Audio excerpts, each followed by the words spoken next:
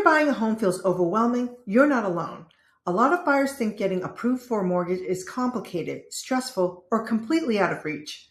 But honestly, most of the time, it's just about getting your ducks in a row. In this video, I'm going to walk you through the exact things lenders look for when approving a mortgage, what matters, what doesn't, and how to position yourself confidently before you even start house hunting. And if you want personalized guidance based on your situation, I'd encourage you to schedule a no-obligation consultation with me. I'll help you understand your options and build a game plan that makes sense for you. What does getting your ducks in a row actually mean? When people hear the word mortgage, they often think they need perfect credit, a massive down payment, or years of financial planning. That's not necessarily true. Mortgage approval is really about helping the lender understand three things.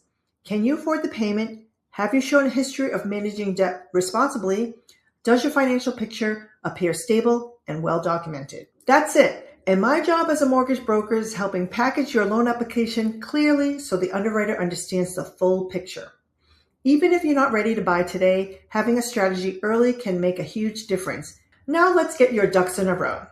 Duck number one, let's start with credit, because this is usually the thing buyers worry about most. Here's the good news. You do not need an 800 credit score to buy a home. Different loan programs have different requirements. FHA loans can allow lower credit scores.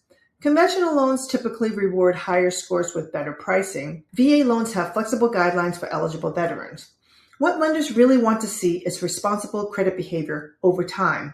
Follow these tips. Make payments on time, keep credit card balances lower, and avoid opening multiple new accounts before buying.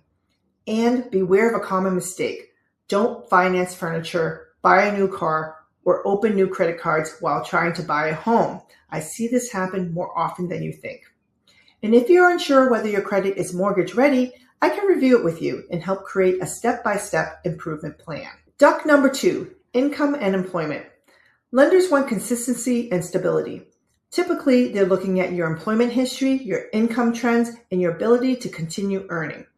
If you're salaried and W-2'd, the process is usually pretty straightforward.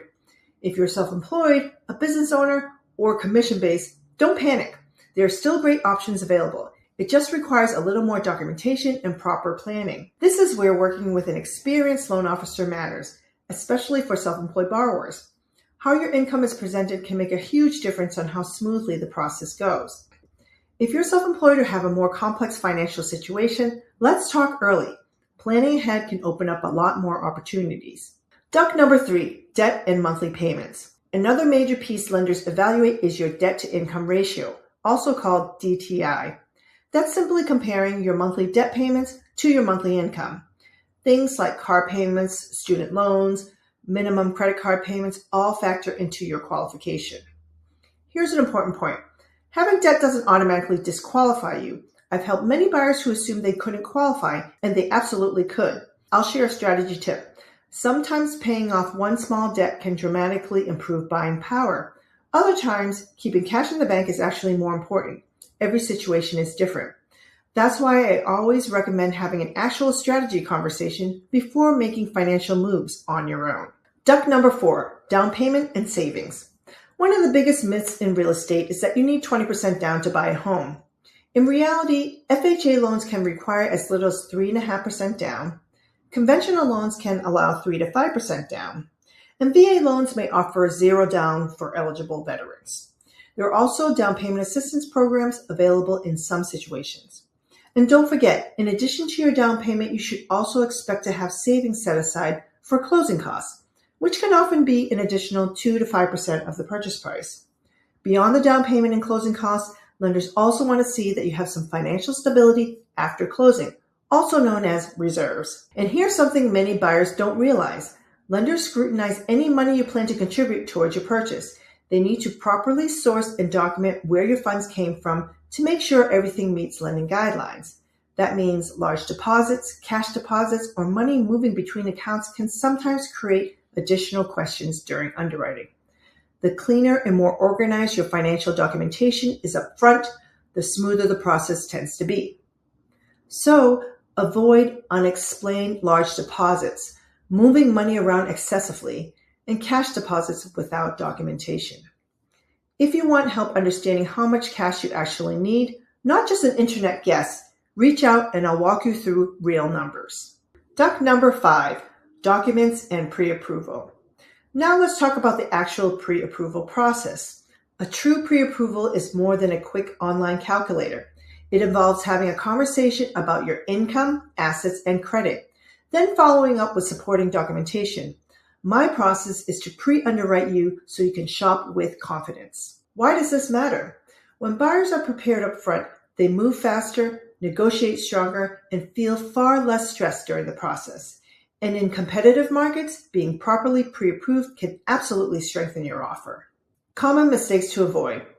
Here are a few quick ways buyers accidentally derail their mortgage approval process. Changing jobs during escrow, opening new credit accounts, missing payments, making large undocumented deposits, and waiting until the last minute to talk to a lender. The earlier you prepare, the smoother the experience usually becomes. Buying a home is a big financial decision, but it shouldn't feel confusing or intimidating. My goal is to help educate and guide you so you can move forward with clarity and confidence.